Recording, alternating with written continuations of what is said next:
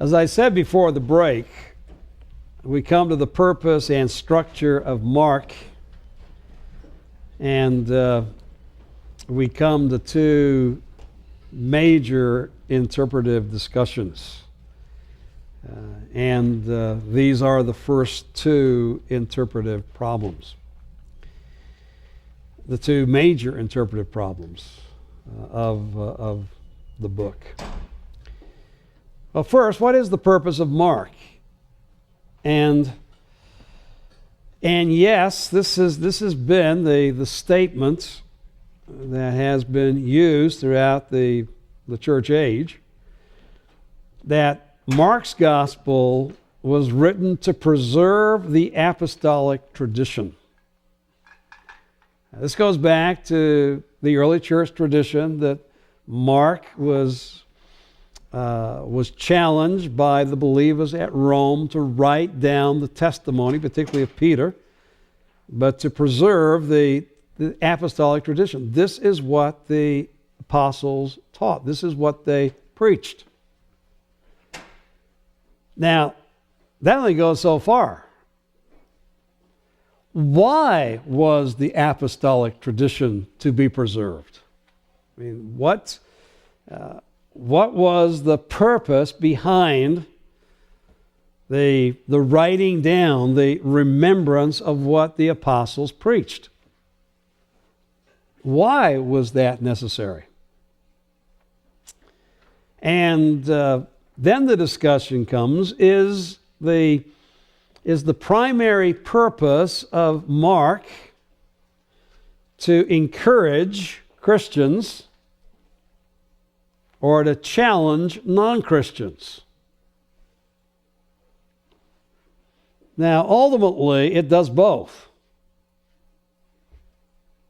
Certainly a result of interacting with Mark's gospel, if you're a Christian, you should be encouraged. And if you're a non-Christian, you should be challenged. But it still doesn't tell us, why was Mark originally written? And I would argue, now Stein would say you can't answer, none can be demonstrated from the text itself, and I would say wrong. And we'll try to demonstrate from the text itself that the purpose, the primary reason that Mark was written was to challenge non-Christians to believe in and follow Jesus. The Gospel of Mark was written during the Neronian persecution. It was a time, thanks to Nero, when basically everyone who lived in Rome heard about these Christians and their loyalty to a crucified man by the name of Jesus. And you know the story, it's also recounted in CCC, that Nero thought that he had greater wisdom than anybody who went before him, and he wanted to display that by rebuilding Rome in all of his splendor and glory. And so he had, through his accomplices, the burning of the city of Rome so that he rebuild it. Of course, burning Rome did not endear him to his subjects, because obviously he burned a lot of the places where they lived. Now, fortunately, it was stopped in its tracks that not all the quarters in Rome were destroyed by the fire, but a significant amount of Rome was, and it was not viewed very positively either by the senatorial class all the way to the lower classes that obviously suffered because of that. And so Nero, instead of now trying to show his glory, has to somehow find a scapegoat. so that he was not the one who bore the shame of what had taken place. And so he is the one basically who outs the Christian movement in Rome and says, these despicable people, they are the ones responsible. And sought to divert the attention from himself to Christians. Now, in doing that, what he does is highlight Christians and the one whom they embraced to the Roman populace.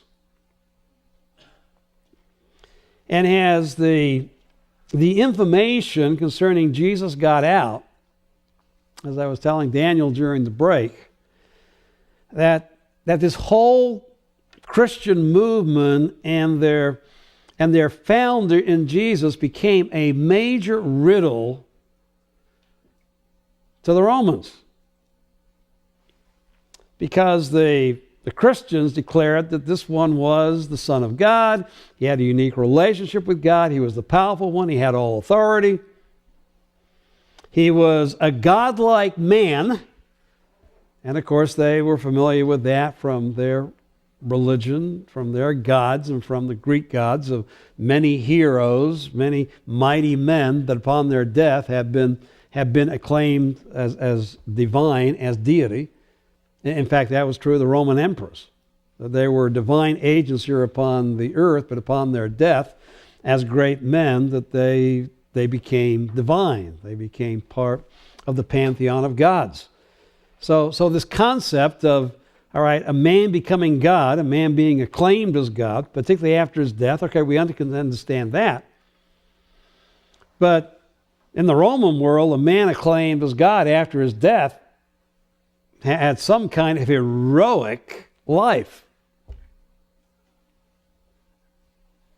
Well, Jesus might have had a heroic life, but he certainly didn't have an heroic death.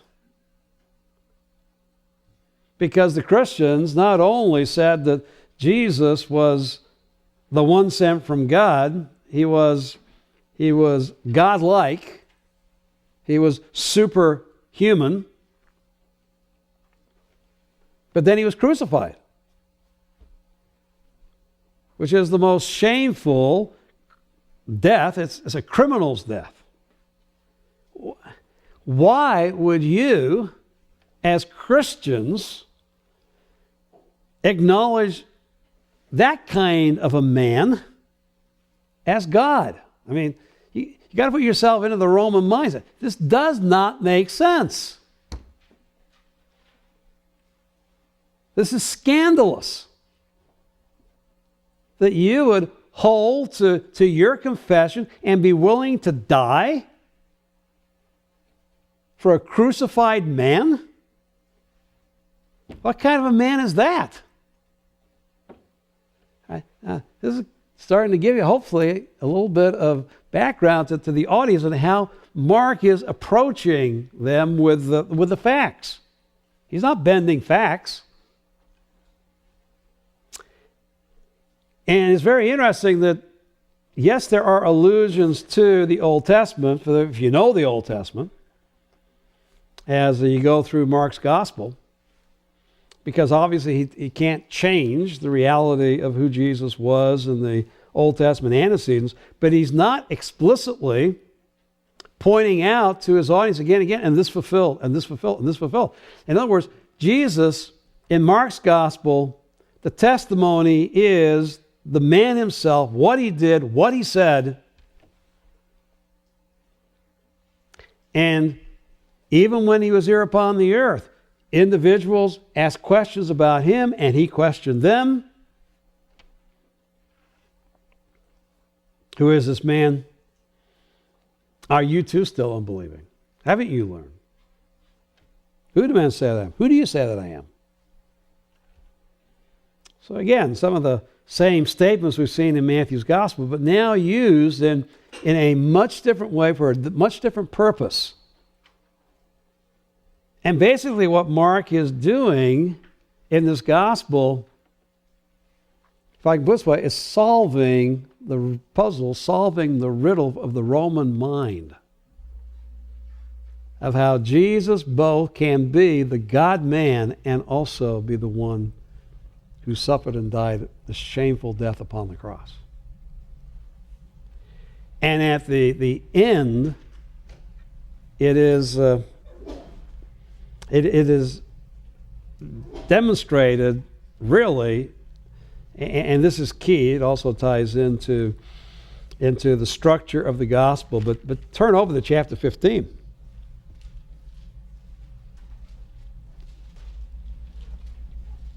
And realize how this climactically would have an impact upon a Roman who was hearing this as a non-believer,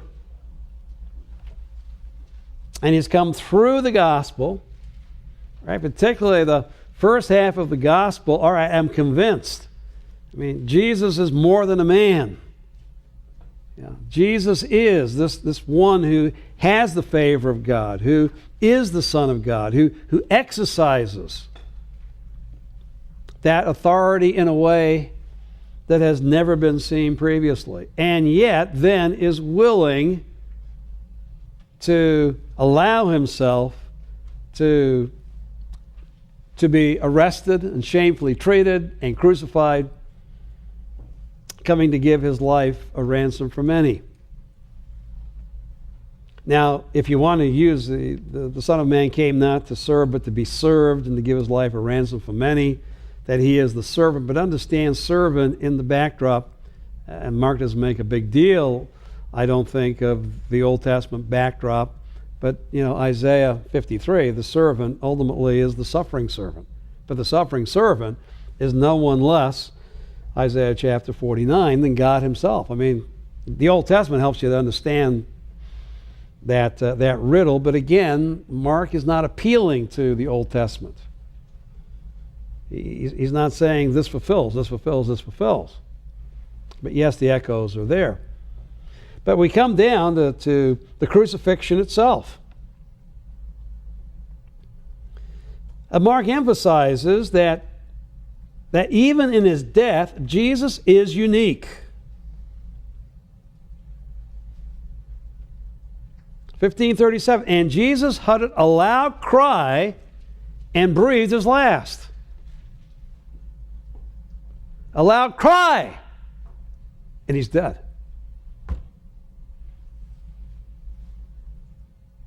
Now you got to realize that crucifixion was a slow death by asphyxiation. Your last breath is not a loud cry. Your last breath is the lowest. You got to be right up to the person to hear that last breath. It is so nondescript. Now, interestingly, as he breathed his last, the veil of the temple was torn in two from top to bottom. At the point of his death, there is a significant, again, show of power and authority that took place in the temple. But more importantly, verse 39, now that isn't unimportant, when the centurion, by the way, that's the Latin term, not the Greek it's used, when the centurion, who was standing right in front of him, saw the way he breathed his last. So we got a Roman centurion has viewed numbers of people who died by crucifixion, and he sees the way Jesus dies.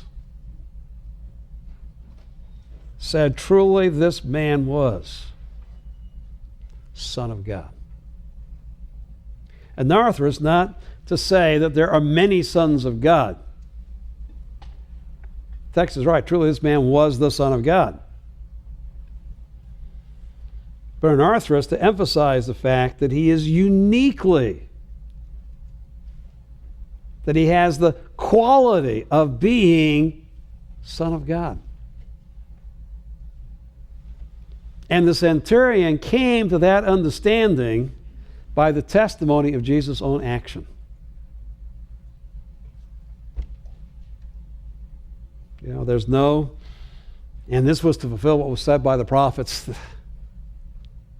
because it's not an audience that is that familiar with the Old Testament. But why a Roman centurion is giving this testimony? Because there's only one conclusion, and it's interesting, right as death, the way he died proved to the Roman centurion he was the Son of God. Highly significant as far as Mark's gospel is concerned. That the Roman centurion, even in death, he doesn't die like a man. That the two can come together. God dies unlike man, if we can put it that way. Yes, it's shameful and scandalous, a crucifixion.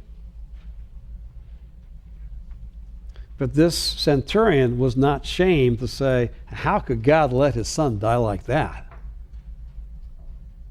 See, that would be the Roman attitude. If Jesus was truly who you Christians say he is, then why did his God let him die the way that he did? Okay, Mark's gospel is going to unravel that riddle for the Romans. So the purpose is to challenge non-Christians to believe. In other words, don't let the crucifixion, don't let this shameful death keep you from embracing the reality of who Jesus was.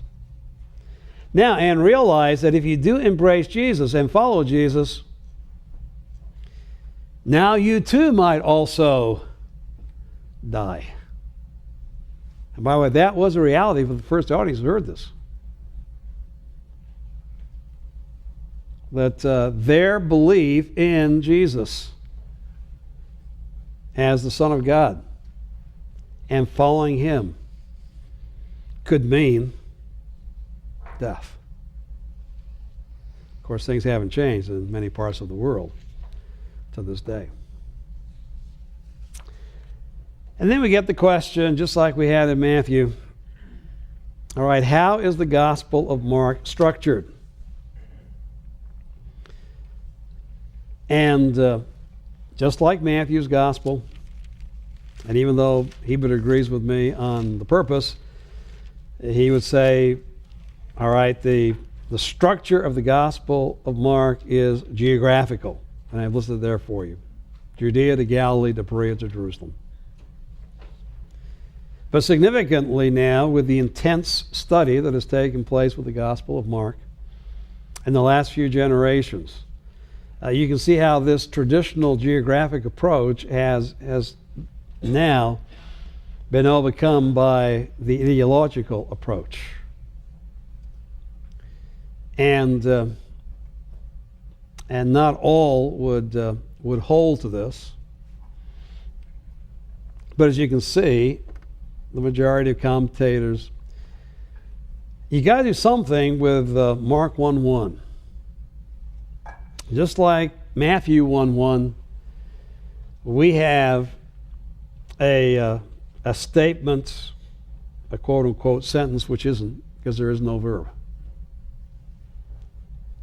That certainly this is functioning as some kind of title or heading. And the question comes, just like Matthew's gospel, of what? The beginning of the gospel. Now remember, the gospel is the proclamation of good news of Jesus Christ. That is concerning Jesus Christ, the Son of God. This is the beginning of the proclamation of good news about Jesus Christ, the Son of God. Now that's the beginning. Where's the continuation and culmination? Well, remember in chapter 14, Mark has Jesus even stating the fact that this gospel is going to continue to be proclaimed even after his death. So what is the continuation and culmination of the proclamation of good news? That's what believers in Jesus Christ continue to proclaim until finally Jesus will come again, which will be the culmination. So inerrant, therefore, in the Gospel of Mark is this is the beginning. The beginning of the good news concerning Jesus Christ, the Son of God, was what took place while he was here upon the earth. That's the beginning. The continuation is the continued proclamation of the narrative of what Jesus did while he was here upon the earth that will culminate when Jesus returns again. So the gospel proclamation is what the hearers were hearing. But what the Christians proclaimed in the present was based upon the reality of the good news concerning Jesus Christ, the Son of God, that took place when he was here upon the earth. The present proclamation of the gospel is based upon a previous proclamation of the good news concerning, and really also coming from, Jesus, the Son of God himself. Now notice it's Jesus, and we saw that's a key term again for the historical individual as you go through the Gospel of Mark.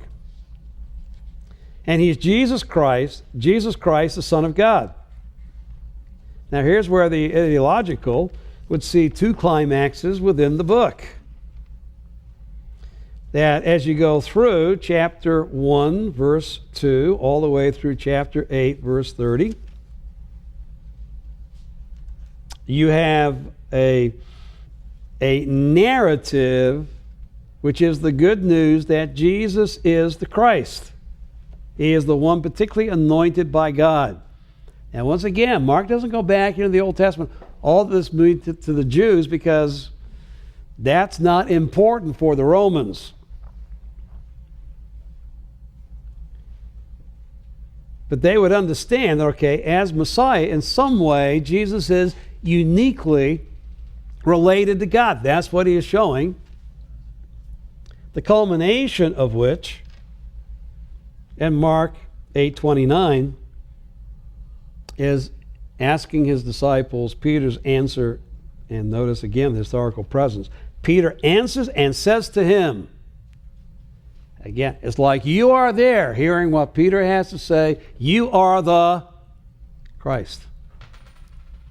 Now, why did Mark not go on, the Son of the living God? I mean, that ties right into his title. Why does he leave it as just, you are the Christ, you are the Messiah? Because that's basically what the first half of the gospel is about. And the second half is this Messiah is also the Son of God, and that culminates with the Roman centurion's testimony in chapter 15 that we've already looked at. And so the title of the book seems to be confirmed as you take a look at the structure of Mark with these two great testimonies which basically punctuate the first half and the last half of the gospel, and then with a short narrative. Actually 8:30 is a very short narrative, one sentence, and he warned them to tell no one about him. And the reason is because they could affirm that he is the Messiah, but they did not yet understand fully what that meant. And proved by the fact that he then says, I'm going to go to Jerusalem and die, and Peter says, no, you're not. So you don't want that kind of testimony going out. You know, a guy who doesn't really know what he believes the wrong thing. And so the last part of the Gospel of Mark is filling in. Yeah, he's anointed of God, and as the Son of God, he came to die and give his life a ransom in the place of many. And that solves the riddle. He's the God who has to die for others and needs to be believed and embraced and followed. Don't worry about the Messianic secret. I would say, I'm not going to get into text, you can deal with this in NTI, but I really believe that just like a very short narrative concludes the climactic statement by the centurion in 1539, which culminates in 16:8. And the last verses, the last 12 verses of chapter 16, were not original to the Gospel of Mark. The beginning of the Gospels come to an end. All right, and now, rather than saying nothing to no one because they were afraid, unlike the women, all right, those who truly have followed Jesus Christ, and here's the last enigma, those who followed are fearful to speak. That might be where you are too, but if you really embrace Jesus Christ, go forth and speak. Even if it means death. Don't be afraid. Don't fear. So even that, I think, ends on a note of challenge to the non-Christians as they come to the end of hearing the proclamation. All right, don't be fearful and cower back. But go and tell, just as the women should have done. Now, ultimately they did. So why does Mark give their initial reaction and end his gospel at that point? Because he knows that's the natural reaction of those who are hearing this beginning of the gospel. And don't do so. You go and tell, even though it might mean death.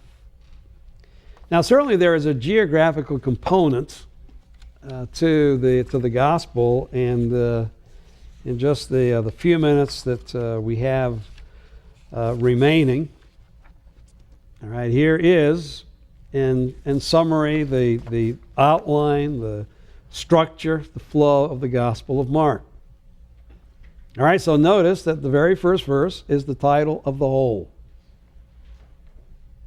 It's the title for the rest of the Gospel. Now, immediately, immediately, Mark gets into his prologue, which introduces us to Jesus and shows that he is mightier than John. He is beloved by God. He is tempted by Satan. And what unites all of these is right in the prologue, before Jesus ever does anything, says anything in any public way, as far as his ministry was concerned, we've already seen the fact that, okay, here is a unique individual. John was unique, Jesus is greater. A voice from heaven, my beloved Son, we've already seen, withstands the temptation of Satan and can be with wild beasts and have angels ministering to him. Again, this, what kind of a man is this? Well, let me go on after this introduction, this prologue, and let me tell you just exactly what this Jesus did and said.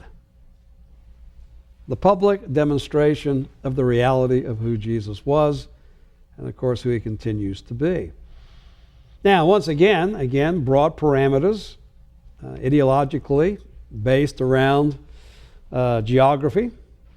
Certainly 1:14 to 8:30. The parameter is the Galilean Ministry. This is where Jesus goes into Galilee, ministers in Galilee, takes his disciples out of Galilee, and receives from them the testimony that he truly was the Messiah. And then turning in Caesarea Philippi to orient the gospel toward Jerusalem.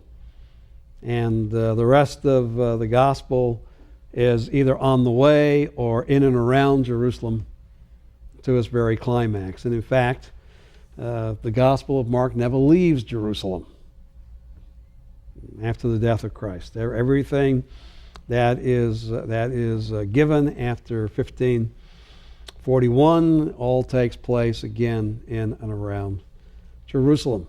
So Galilee and then Jerusalem. Now in 1:14 to 3:6, we have the commencement of the ministry in Galilee. And by the way, the key element here is Jesus going into synagogues and proclaiming his message and showing the reality of who he was. So 1:21, there's our historical present. he goes into Capernaum. And immediately on the Sabbath, he entered the synagogue and was teaching. And the next day, when his companions found him, 139, he went into their synagogues. He says, verse 38, let's go somewhere else, that I in order might preach. And he went into their synagogues throughout all of Galilee, preaching and casting out demons. So what he did in Capernaum, now he does in the rest of the synagogues. Culminating in chapter 3, he entered again into a synagogue and again heals, shows his authority, and the result is he needs to die. Then beginning in 3:7 all the way through 6:13, he's going in boats on the Sea of Galilee. If you get seasick, you're going to have a hard time in this section, because that's what Jesus is doing. Getting in boats and going from one side of the lake to another. And here we see the full extent of the authority of Jesus. And then beginning in chapter 6, verse 14, we then have what I call the bread basket section. Don't read this or hear it when you're hungry. This is all about banquets and loaves and leaven and crumbs and bread. Read this section after lunch. But this is where his ministry now goes beyond Galilee, and he continues to show the authority of who he was, culminating in the fact that his disciples, though slowly learning, have come to understand that he was the Christ.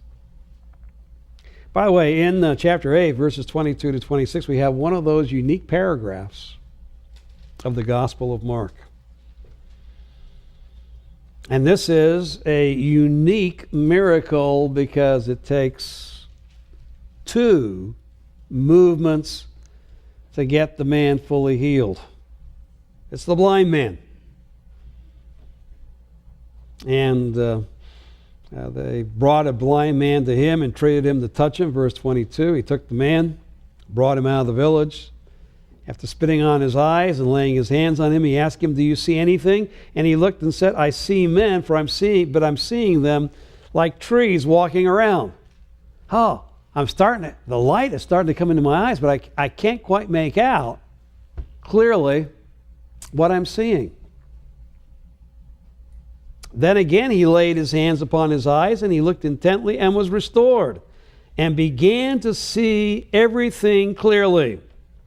And he went home, he sent him to his home saying, "Do not even enter the village. Go your way, don't tell anybody." And then verses 27 to 30. Now we got these disciples who are seeing, but are not yet seeing what? Clearly. But what have they come to understand? Well, he's the Messiah, but they need to have that sharpened. That's the latter part of the Gospel of Mark. By the way, I don't think Jesus was incapacitated. He'd say, "How come this didn't happen all at once? I mean, what happened? Well, I better do it again. Oh Lord, this time, please." No. I mean, this is divine. This is divine purpose. Because the blind man is like the blind disciples. They see, but they don't yet see clearly, sharply. It's going to take the rest of the gospel. And obviously they don't see sharply because Peter doesn't understand and is rebuked. And so we have Jesus on the way to Jerusalem. And from 8:31 to 10:52, he's teaching on discipleship while predicting his death. This is what it means to be my follower. The longest extended teaching along with chapter 13. Well, chapter 4, the parables. Chapter 9, the teaching on discipleship. Chapter 13, the teaching on the future coming of Jesus Christ. Those are really the only three long teaching sections in Mark's gospel. And then in chapters 11 to 13, he's at the temple in Jerusalem. And here his interactions demonstrate his godly authority. We talked about that in Matthew. And then 14:1 to 15:41 in and around Jerusalem, culminating in the paragraph we've seen, that Jesus' death shows he is the Son of God. And he's buried, but the last testimony is at the tomb by the angel, he is not here. He is risen. Go and tell. And that's how the gospel ends.